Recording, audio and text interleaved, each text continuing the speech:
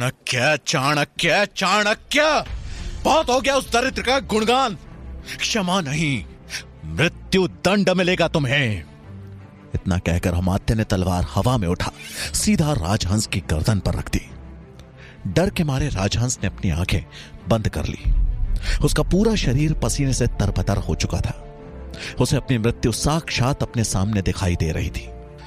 उसे लगा था अमात्य उसे आज मार ही डालेंगे, लेकिन कुछ देर तक जब कुछ नहीं हुआ तो उसने डरते डरते धीरे से अपनी आंखें खोली। अमात्य और सेनापति भुजंग सामने खड़े हंस रहे थे। राजहंस अभी भी डर के मारे कांप रहा था। उसकी ऐसी दशा देख अमात्य की हंसी नहीं रुक रही थी। अमात्य ने तलवार एक तरफ फेंक दी और फिर प्यार से राजहंस के सिर पर हाथ फेरते हुए बोले, मुझे तुम्हारी इस दशा पर दया आ गई है, इसलिए मैंने सोचा कि मैं तुम्हें नहीं मारूंगा। यह सुनते ही राजहंस ने राहत की सांस ली और वो अमात्य के पैरों पर गिरकर बोला, आप धन्य हैं महामंत्री जी, आप धन्य हैं।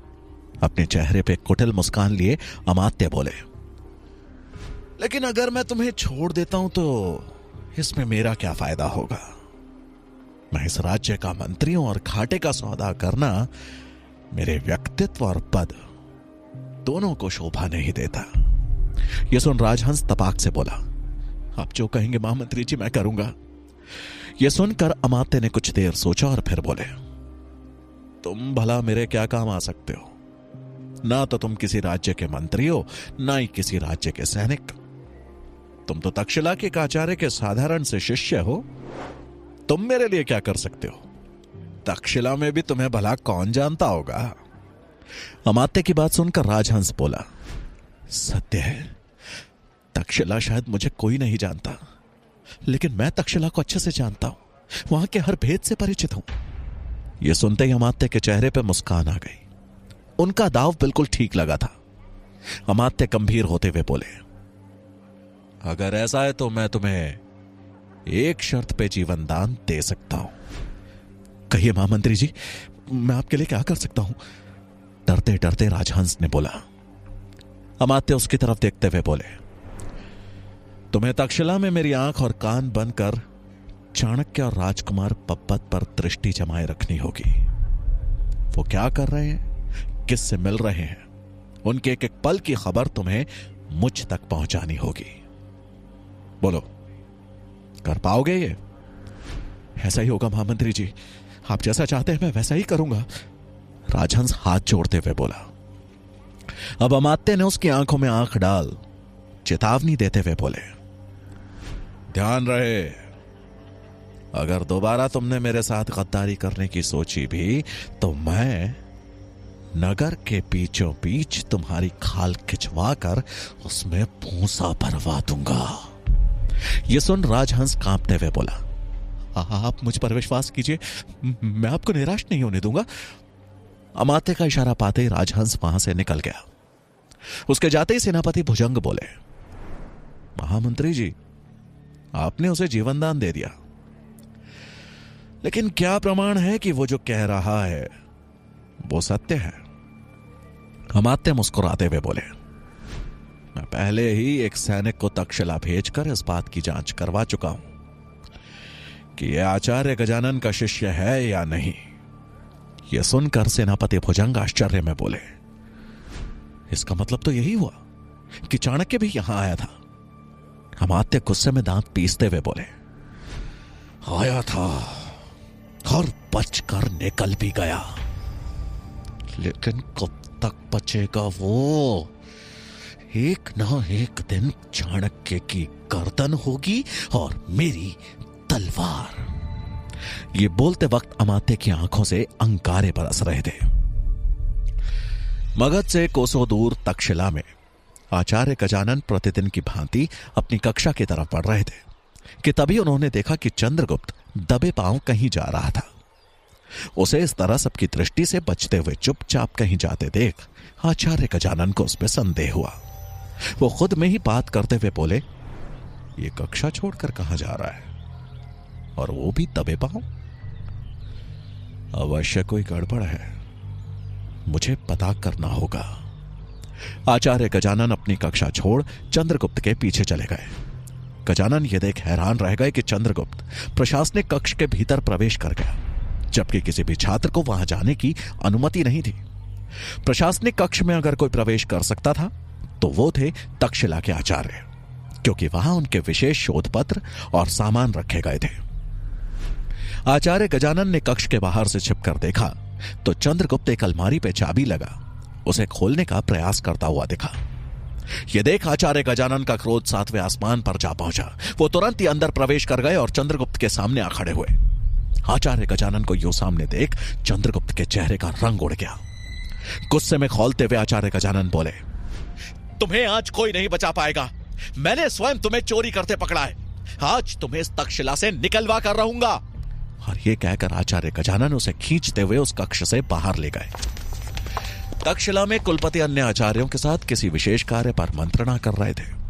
तभी क्रोध से भरे आचार्य गजानन ने चंद्रगुप्त के साथ उस सभा में प्रवेश किया और भरी सभा में चंद्रगुप्त को कुलपति के सामने धक्का दे दिया।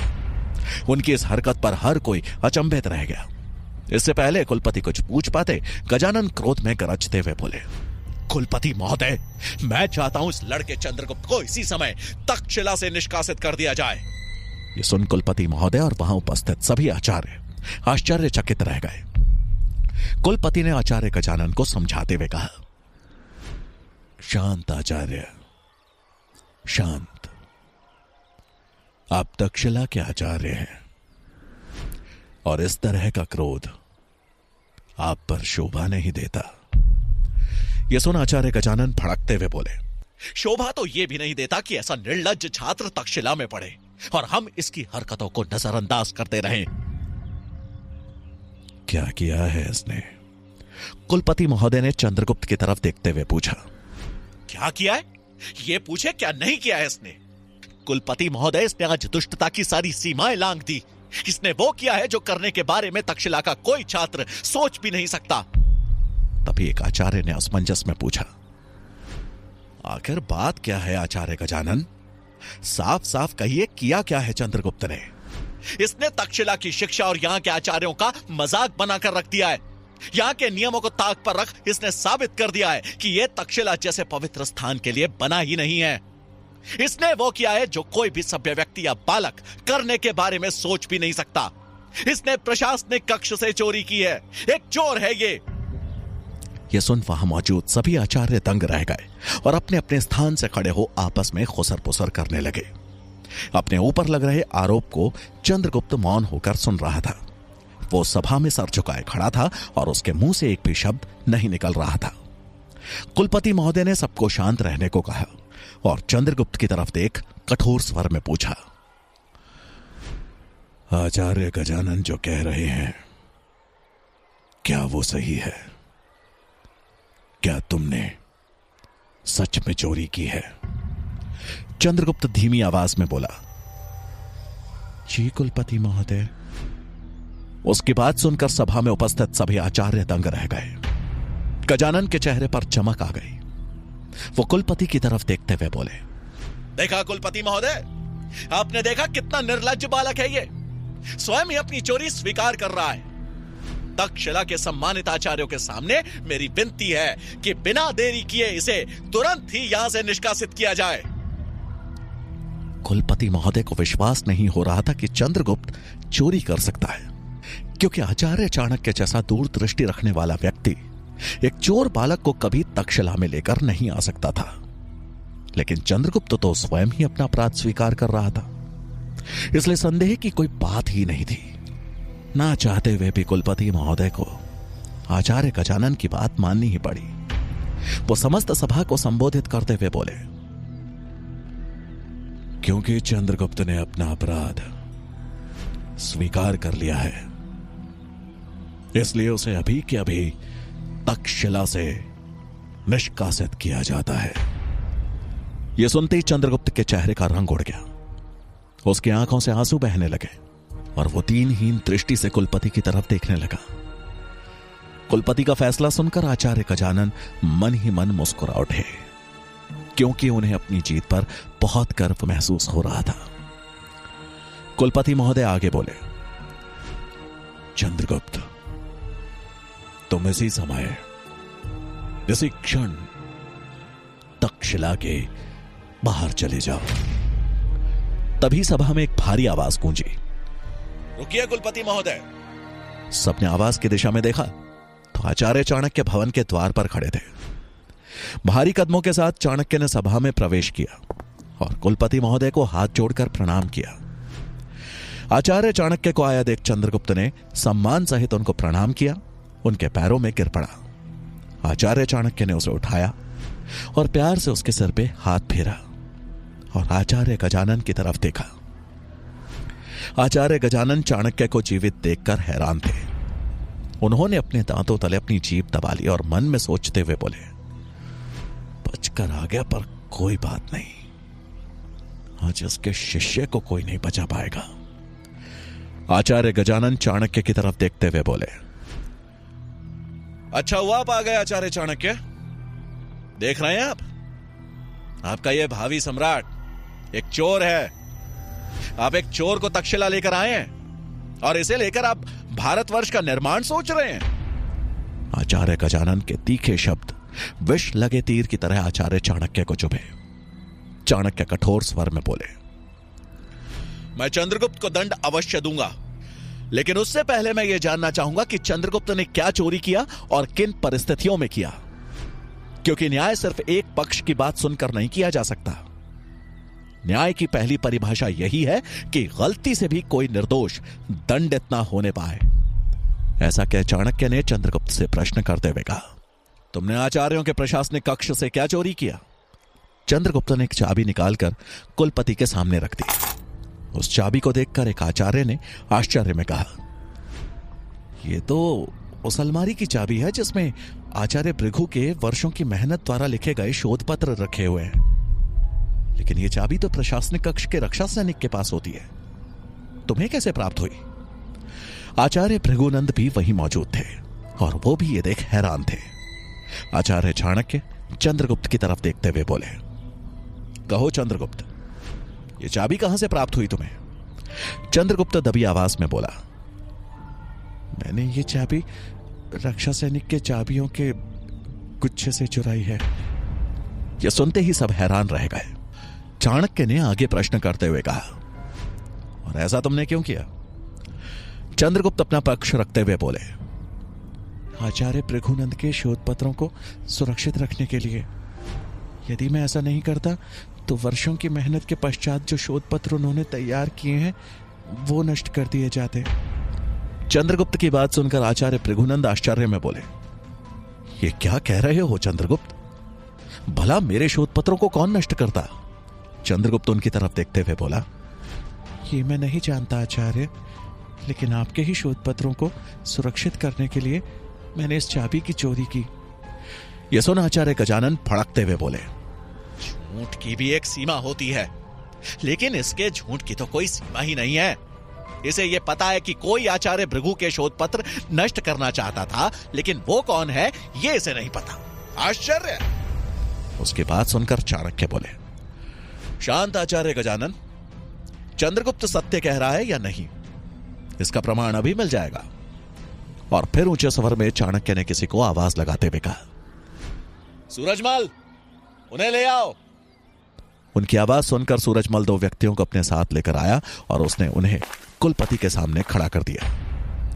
सभी ने उन्हें ध्यान से देखा।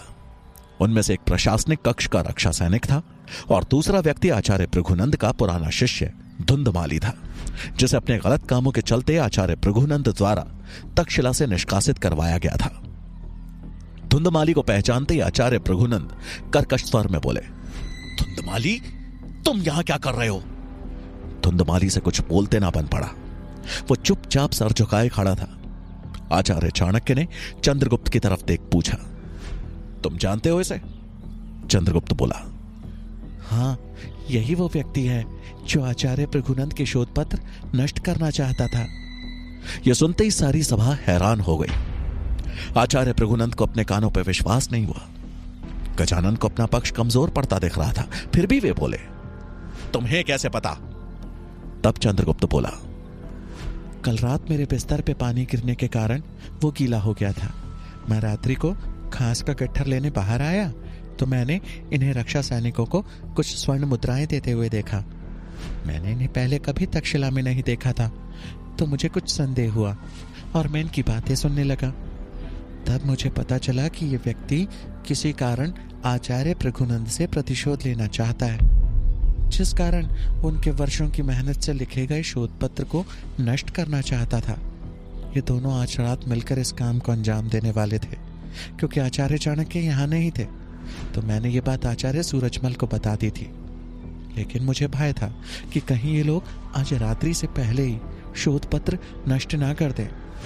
इसीलिए मैंने मौका पाकर रक्षा सैनिक के गुच्छे से ये चाबी चुरा ली। मैंने पुराने छात्रों से सुना था कि आचार्य काफी वर्षों से भयानक रोगों को ठीक करने वाली औषधियों पे शोध पत्र लिख रहे हैं, और मैं नहीं चाहता था कि उनकी मेहनत को कोई यूं नष्ट कर दे। इसीलिए आज ही मैं उन शोध पत्रों को कहीं सुरक्षित रखना चाहता था, लेकिन उससे पहले आचार्य गजानन ने मुझे पकड़ लिया। उसकी बात सुनकर सारी सभा चंद्रगुप्त के प्रति सहानुभूति जताने लगी। आचार्य भृगु ने उठकर चंद्र को गले से लगा लिया।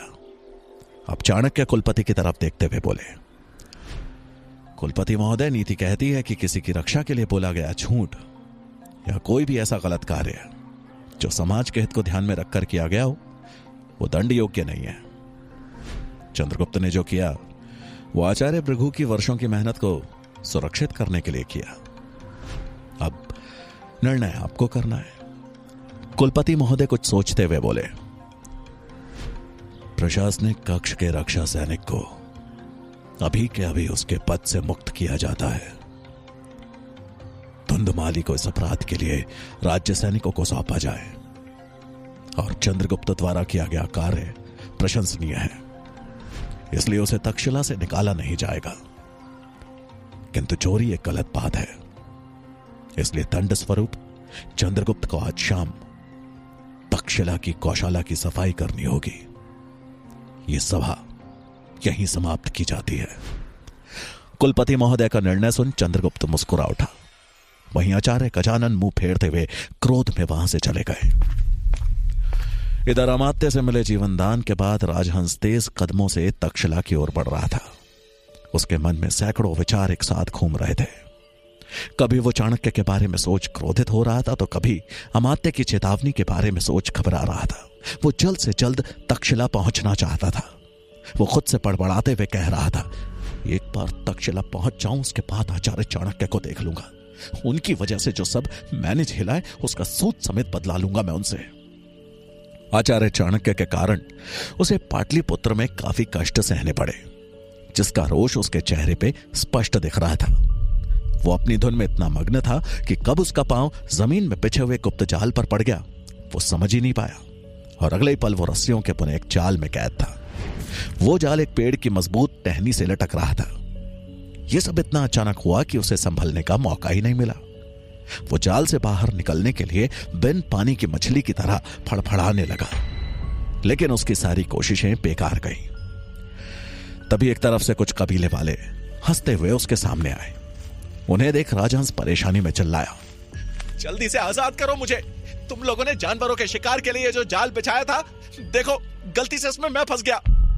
उसे जाल में फड़फड़ाते देख एक कबीले वाला बोला, यह जाल जानवरों को पकड़ने के लिए नहीं, बल्कि तुझे पकड़ने के लिए बिछाया गया था। यह सुनकर राजहंस के होश उड़ गए। वो एक बार फिर बड़ी मुश्किल में फंस चुका था। वो घबराहट में चिल्लाते हुए बोला, भला तुम लोगों से मेरी क्या दुश्मनी है? अरे जल्दी से आजाद करो मुझे। लेकिन उसकी बातों का उन कबीले वालों पर कोई असर नहीं हुआ। उन्होंने आपस में मंद स्वर में कुछ बात की और फिर राजहंस को अपने साथ लेकर कबीले की तरफ चल दिए। अरे कहां ले जा रहे हो मुझे? कौन हो तुम लोग? क्या चाहिए तुम लोगों को? राजहंस चिल्लाए जा रहा था, लेकिन जैसे कबीले वालों तक उसकी आवाज पहुंच ही नहीं रही थी। वो उसे जाल में ही कैद किए हुए कबीले में ले आए। कबीले में पहुंच वो लोग राजहंस को तांबी के सामने लेकर आए। ये वही तांबी था जिसके पुत्र को चाणक्य और चंद्रगुप्त ने बचाया था। तांबी के सामने पहुंच राजहंस ने जब उसे पकड़ने का कारण पूछा तो तांबी ने मुस्कुराते हुए कहा, हमें तो बस तुम्हें पकड़ने का आदेश मिला था। क्यों का जवाब आचार्य चाणक्य ही दे पाएंगे। आचार्य चाणक्य का नाम सुनकर राजहंस के चेहरे पे हवाइयां उड़ने लगी। वो समझ गया कि आचार्य चाणक्य से शत्रुता लेने का हर्जाना है ये। पाटलिपुत्र में राजकुमार पब्बत के तक्षशिला जाने की सभी तैयारियां हो चुकी थी। राजकुमार पब्बत ने अपनी माता के पैर छुए और एक दृष्टि अपने राजमहल की ओर देखा और अपने मन में संकल्प लेते हुए बोला, आज मैं जा रहा हूं ताकि कुशल शासक बनकर वापस लौट सकूं, और जिस दिन मैं वापस आऊंगा राजा धनानंद, उस दिन इस पूरे नंद वंश की फिर से स्थापना करूंगा और मैं बनूंगा इस पाटलिपुत्र, इस मगध का नया सम्राट। राजकुमार पब्बत की आंखों में एक संकल्प था, लेकिन वो नहीं जानता था कि उसके संकल्प और स्वप्न के बीच कोई इंसान घात लगाए बैठा था, और ये इंसान कोई और नहीं बल्कि अमात्य थे। अपने कक्ष में बैठे अमात्य एक विशेष सूचना पत्र को देख रहे थे कि तभी एक सैनिक ने प्रवेश किया। उसने अमात्य का अभिवादन करते हुए कहा, कहिए महामंत्री जी, मेरे लायक क्या सेवा है? उस सैनिक की तरफ देखते हुए अमात्य बोले, मालकेतु, तुम मेरे विश्वास पात्र गुप्तचरों में से एक हो। तुम्हें मैं एक बहुत ही महत्वपूर्ण कार्य सौंपने जा रहा हूं। तुम राजकुमार पब्बत के साथ तक्षशिला जाओगे और वहां उन पर कड़ी दृष्टि जमा कर रखोगे। साथ ही वहां राजहंस नामक एक ब्राह्मण भी है, जिसे हमने तक्षशिला में आचार्य चाणक्य की गतिविधियों पर दृष्टि जमाए रखने के लिए भेजा है। यदि वो ब्राह्मण कुछ भी गड़बड़ करता है या मेरे विरुद्ध जाने का प्रयास करता है तो उसे मृत्यु के पास पहुंचाना तुम्हारा दायित्व है। मालकेतु आश्वासन देते हुए बोला, आप चिंता ना करें महामंत्री जी, आपके कहे अनुसार ही कार्य होगा। और ये बोल वो वहां से निकल गया। अमात्य खुद में ही बात करते हुए बोले, बस एक सही चाल शंभुनाथ और चाणक्य दोनों को रास्ते से हटा देगी। मुझे अब बस उसी चाल पे काम करना होगा। तक्षशिला के मैदान में सभी छात्र युद्ध कला के अभ्यास में लगे हुए थे। आचार्य श्वेतांग सब पर अपनी दृष्टि जमाए हुए थे। उनके साथ आचार्य चाणक्य भी वहीं मौजूद थे। तभी तक्षशिला के द्वार पे शंख ध्वनि सुनाई दी। उस शंख ध्वनि के बजते ही सभी छात्र युद्ध कला का अभ्यास छोड़ उत्सुकतावश द्वार की तरफ देखने लगे। चंद्रगुप्त ने अपने पास खड़े छात्र से पूछा, यह शंख ध्वनि क्यों की जा रही है? उस छात्र ने उत्तर देते हुए कहा, अवश्य ही कोई सम्राट पुत्र तक्षशिला में शिक्षा ग्रहण करने आया है। जब भी किसी सम्राट का पुत्र तक्षशिला में प्रथम दिवस प्रवेश करता है तो शंख ध्वनि बजाकर ही उसका स्वागत किया जाता है। थोड़ी ही देर में तक्षशिला का द्वार खुला। राजकुमार पब्बत का रथ तक्षशिला में प्रवेश कर गया।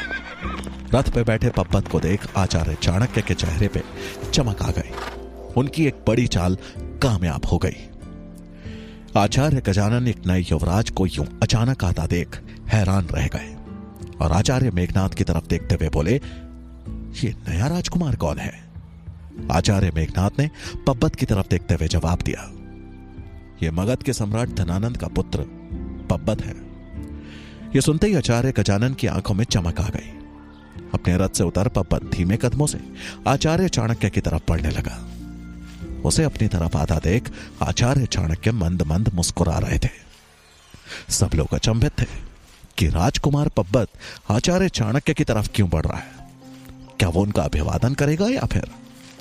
सब लोग अपने मन में कयास लगा ही रहे थे कि तभी राजकुमार पब्बत आचार्य चाणक्य के पास पहुंच उनके किनारे से निकल सीधे जाकर आचार्य गजानन के सामने खड़ा हो गया और उनके पैरों में गिरकर प्रणाम करते हुए बोला, मुझे आशीर्वाद दीजिए आचार्य गजानन। सम्राट धनानंद के पुत्र को अपने चरणों में पड़ा देख आचार्य गजानन की खुशी की तो सीमा ही नहीं रही।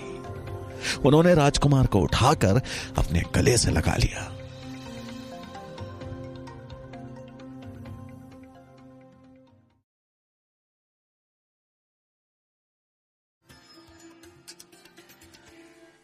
सम्राट धनानंद का पुत्र राजकुमार पब्बत तक्षशिला पहुंच चुका था और वहां पहुंचते ही वो सीधे जाकर आचार्य गजानन के चरणों में जाकर गिर पड़ा।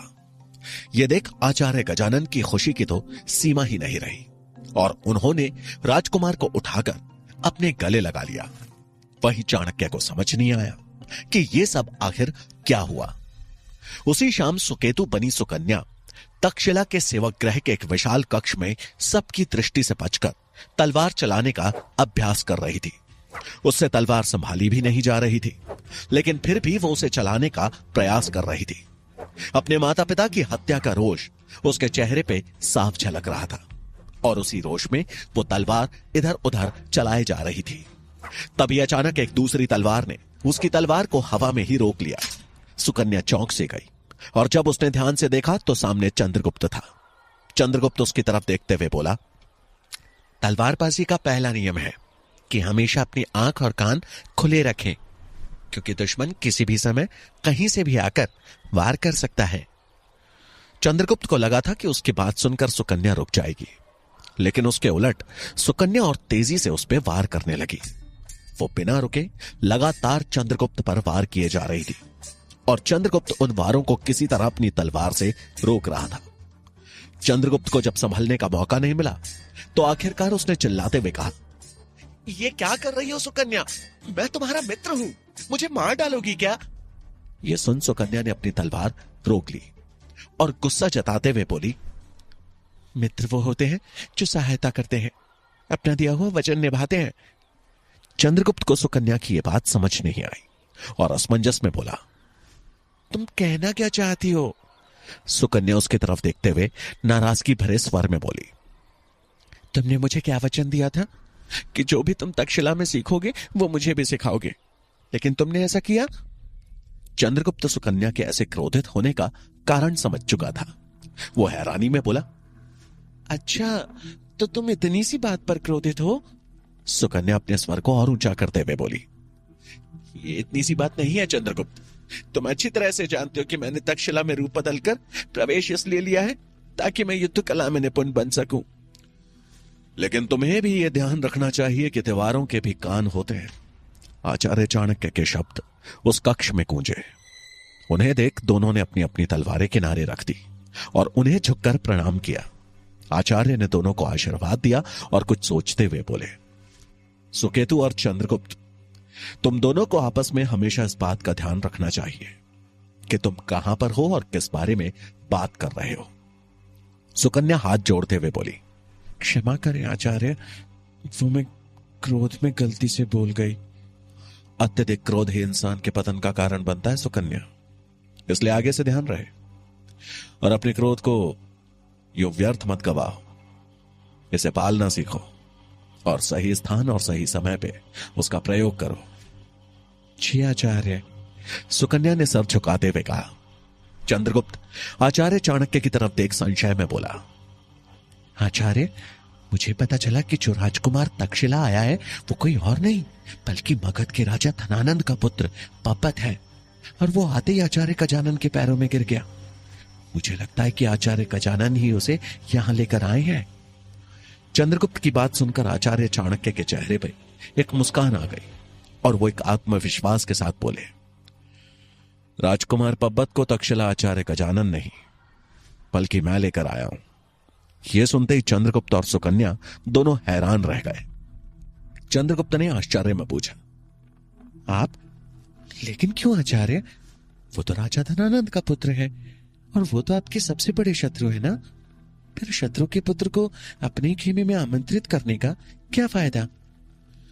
आचार्य चाणक्य गंभीर होते हुए बोले, इसी को राजनीति कहते हैं चंद्रगुप्त।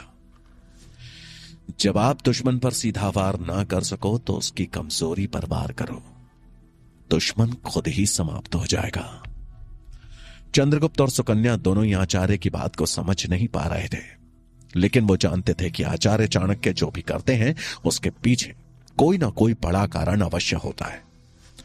तभी सूरजमल ने वहां प्रवेश किया और आचार्य चाणक्य के समीप आकर उनके कानों में कुछ कहा, जिसे सुनकर आचार्य चाणक्य के भाव बदल गए। वो चंद्रगुप्त और सुकन्या की तरफ देखते हुए बोले, अभी मुझे जाना होगा, तुम दोनों अपना ध्यान रखना। दोनों ने सिर हिला के हामी भरी और चाणक्य सूरजमल के साथ वहां से निकल गए। उनके जाते ही सुकन्या चंद्रगुप्त की तरफ देखते हुए बोली, तो क्या सोचा है सम्राट चंद्रगुप्त ने? हमें आज कुछ सिखाएंगे कि नहीं? चंद्रगुप्त तलवार उठाते हुए बोला, अवश्य, आज मैं तुम्हें तलवारबाजी की कुछ बारीकियां सिखाऊंगा जो हाल ही में मैंने आचार्य श्वेतांग के सानिध्य में सीखी हैं। यह सुन सुकन्या का चेहरा उत्साह से खिल गया और उसने भी तुरंत अपनी तलवार उठा ली और अगले ही पल दोनों तलवारबाजी के अभ्यास में ऐसे खो गए जैसे कि एक ऋषि तपस्या में खो जाता है। इधर आचार्य गजानन ने जब अपने कक्ष में प्रवेश किया तो आज उनके चेहरे पर प्रसन्नता छाई हुई थी। उन्हें रह रहकर वो दृश्य याद आ रहा था जब पूरे तक्षशिला के आचार्यों के सामने राजकुमार पब्बत सीधे आकर उनके पैरों में गिर पड़ा था। गर्व से उनकी छाती चौड़ी हुई जा रही थी। अपनी खुशी में वो इतना खोए थे कि उन्हें यह भी ध्यान न रहा कि उनके कक्ष में अंधेरा हो रखा था। और तभी अचानक अंधेरा होने के कारण उनका पैर किसी वस्तु से टकरा गया। वो जमीन पे गिरने ही वाले थे कि तभी किसी ने उन्हें थाम लिया। आचार्य गजानन चौंक गए कि यूं अंधेरे में उनके कक्ष में भला कौन हो सकता है। उनको अंधेरे में कोई दिखाई नहीं दे रहा था, इसलिए वो थोड़ा घबराते हुए बोले, कौन है यहां? लेकिन कोई आवाज नहीं आई, जैसे कि कोई उनको सहारा दे किसी साई की तरह गायब हो चुका था। उन्हें कुछ समझ में नहीं आया और वो हड़बड़ाहट में कक्ष के बाहर जल रहे एक दिए को उठा अंदर ले आए। कक्ष में रोशनी बिखर गई। उनको सहारा देने वाला व्यक्ति भी नजर आ गया। वो वहीं सामने खड़ा था। वो व्यक्ति कोई और नहीं बल्कि राजकुमार पब्बत के साथ आया सैनिक मालकेतु था। उसके शरीर की मजबूत बनावट और कमर से लटक रही तलवार उसके कुशल योद्धा होने का प्रमाण दे रही थी। उसे देखकर आचार्य गजानन हैरानी में बोले, तुम यहां क्या कर रहे हो? आपकी प्रतीक्षा। मालकेतु गंभीरता से बोला। आचार्य गजानन हैरानी भरे स्वर में बोले, मेरी प्रतीक्षा? लेकिन क्यों? मालकेतु उनकी तरफ देखते हुए विनम्रता से बोला, क्योंकि इस पूरे तक्षशिला में एक आप ही हैं जो समझदार हैं और मगध के हितैषी हैं। उसकी बात सुन आचार्य गजानन असमंजस में बोले, तुम जो भी कहना चाहते हो साफ साफ कहो। मुझसे तुम्हें क्या चाहिए? यह सुन मालकेतु अपना परिचय देते हुए बोला, मैं मालकेतु, मगध के महामंत्री अमात्य का प्रमुख सेवक, और उन्होंने ही मुझे राजकुमार पब्बत के साथ तक्षशिला भेजा है ताकि मैं राजकुमार पब्बत के साथ साथ उस कुटिल आचार्य चाणक्य पर भी दृष्टि रख सकूं। वो कपटी आचार्य मगध के महाराज धनानंद के खिलाफ जो भी षड्यंत्र रच रहा है, मुझे उस षड्यंत्र का पता लगाना है ताकि मैं अपने मगध को सुरक्षित रख सकूं। और इस कार्य में मुझे आपकी मदद की आवश्यकता है। यदि आप मेरी मदद करेंगे तो जैसा महामंत्री अमात्य ने कहा है, आने वाले समय में वो आपको भी पुरस्कृत करेंगे। अंधा क्या चाहे तो आंखें। आचार्य गजानन तो जैसे इसी समय की प्रतीक्षा कर रहे थे। वो खुश होते हुए बोले, क्यों नहीं, मैं अवश्य तुम्हारी सहायता करूंगा। मैं तो स्वयं आचार्य चाणक्य को सबक सिखाना चाहता हूं। इसलिए मैंने अपने शिष्य राजहंस को भी मगध भेजा था ताकि वो समय रहते आचार्य चाणक्य के आने की सूचना मगध नरेश धनानंद को दे सके। लेकिन पता नहीं वो सूचना दे पाया भी या नहीं। आचार्य गजानन की बात सुनकर मालकेतु बोला, राजहंस ने सूचना पहुंचा दी थी, लेकिन इसके बावजूद चाणक्य सबकी आंखों में धूल झोंक मगध से वापस लौट आया। यह सुन गजानन चिंतित होते हुए बोले, यदि ऐसा है तो राजहंस अब तक आया क्यों नहीं? उसे तो यहां पहुंच जाना चाहिए था। आचार्य गजानन की बात सुन मालकेतु हैरान रह गया और बोला, राजहंस यहां नहीं पहुंचा? यह कैसे संभव है? वो तो मुझसे पहले ही मगध से निकल चुका था। उसे तो अब तक यहां पहुंच जाना चाहिए था। आचार्य गजानन चिंतित स्वर में बोले, नहीं, राजहंस अब तक यहां नहीं पहुंचा है। अब तो मुझे उसकी चिंता हो रही है, कहीं चाणक्य ने उसे। नहीं, ऐसा नहीं हो सकता। मालकेतु बोला, आप चिंता ना कीजिए आचार्य। हो सकता है राजहंस डर के कारण कुछ दिन कहीं और चला गया हो। 2-3 दिन और उसकी प्रतीक्षा कर लेते हैं। अगर वो यहां नहीं पहुंचा तो मैं उसका पता लग पाऊंगा।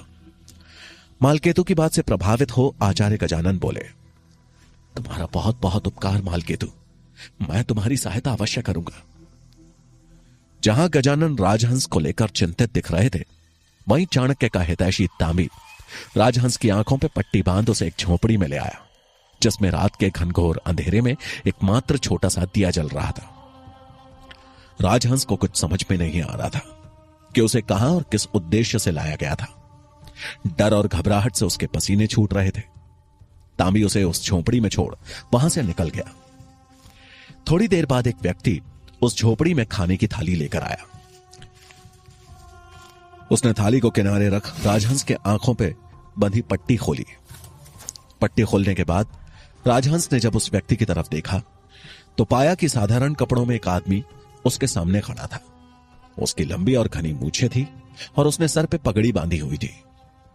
उसने खाने की थाली राजहंस के सामने रख दी और फिर इधर उधर देखते हुए उसके हाथ खोल धीरे से उसके कानों में बोला, मैं मगध का गुप्तचर हूं। मुझे तुम्हारे पीछे तुम पे नजर रखने के लिए भेजा गया था। मैं किसी तरह इनके खेमे में शामिल हो गया और तुम तक पहुंच गया। यह सुन राजहंस हैरान रह गया और हड़बड़ाहट में बोला, मुझे यहां से ले चलो। उस व्यक्ति ने धीमी आवाज में कहा, बहुत मुश्किल है। बाहर ये लोग बहुत अधिक तादाद में हैं और चारों तरफ कड़ा पहरा लगाया हुआ है। यह सुन राजहंस चिंतित हो उठा और बोला, कोई तो उपाय होगा इनकी कैद से छूटने का। एक उपाय है, वो व्यक्ति लगभग फुसफुसाते हुए बोला। क्या? उत्सुकतावश राजहंस ने पूछा। वो व्यक्ति अत्यंत धीमे स्वर में बोला, तुम चाहो तो किसी के लिए मेरे माध्यम से संदेश भिजवा सकते हो जो तुम्हारी मदद कर सके।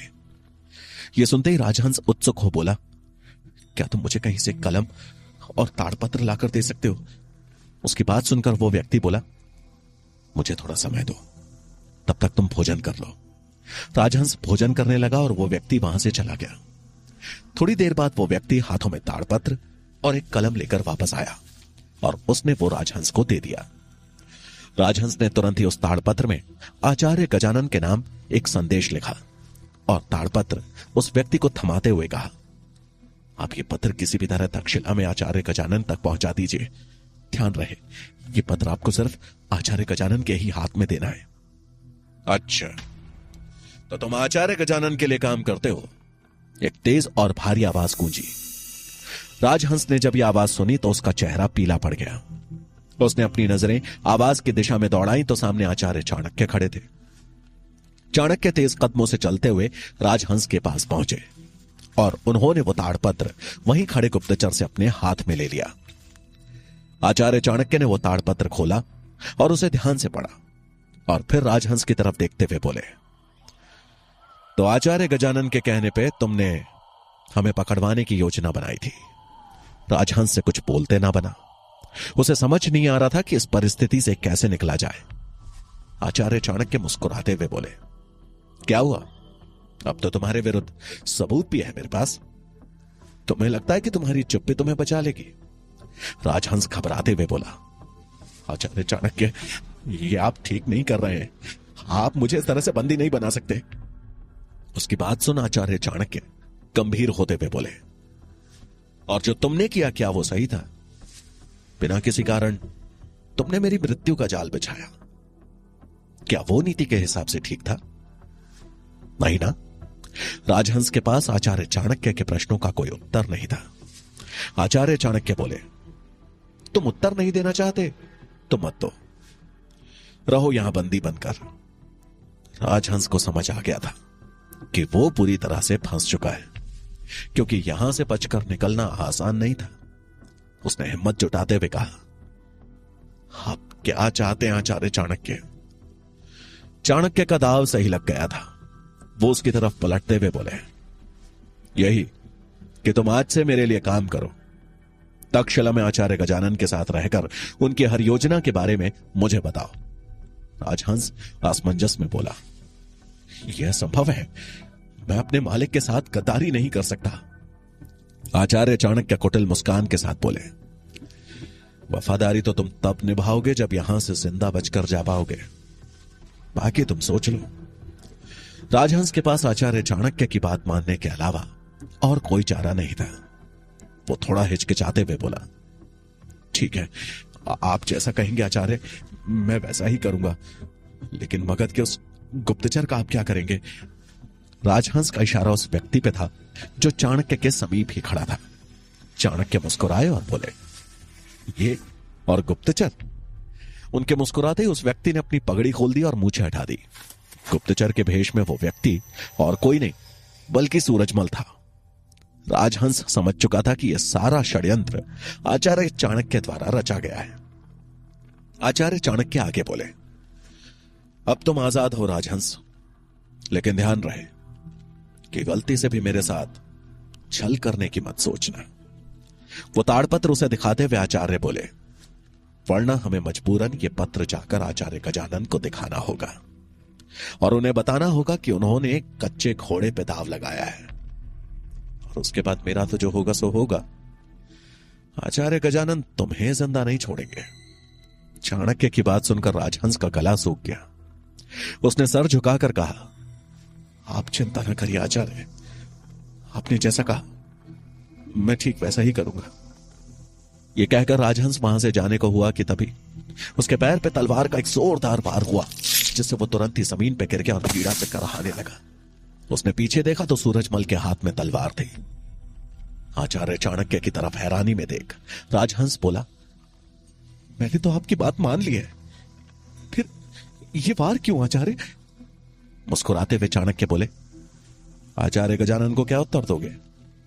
तुम्हें तक्षशिला पहुंचने में इतना विलंब कैसे हो गया? चाणक्य मुस्कुरा रहे थे और राजहंस उनके मुंह को ताके जा रहा था। इधर तक्षशिला के गुप्त कक्ष में पब्बत अकेले बैठा था। वो वहां आचार्य चाणक्य के आने की प्रतीक्षा कर रहा था। साथ में वो चौकन्ना भी था कि कहीं कोई उसकी निगरानी तो नहीं कर रहा। कुछ ही समय में वहां चाणक्य ने प्रवेश किया। पब्बत को देख उनके चेहरे पे एक मुस्कान उभर आई। पब्बत ने उन्हें देख प्रणाम किया। आचार्य चाणक्य उसे आशीर्वाद देते हुए धीमे स्वर में बोले, तक्षशिला में प्रवेश के लिए शुभकामनाएं राजकुमार पब्बत। पब्बत आभार व्यक्त करते हुए बोला, यह सब आपके कारण संभव हो पाया है आचार्य। यदि आप सही समय पर मेरा मार्गदर्शन नहीं करते तो मैं कभी यहां नहीं पहुंच पाता।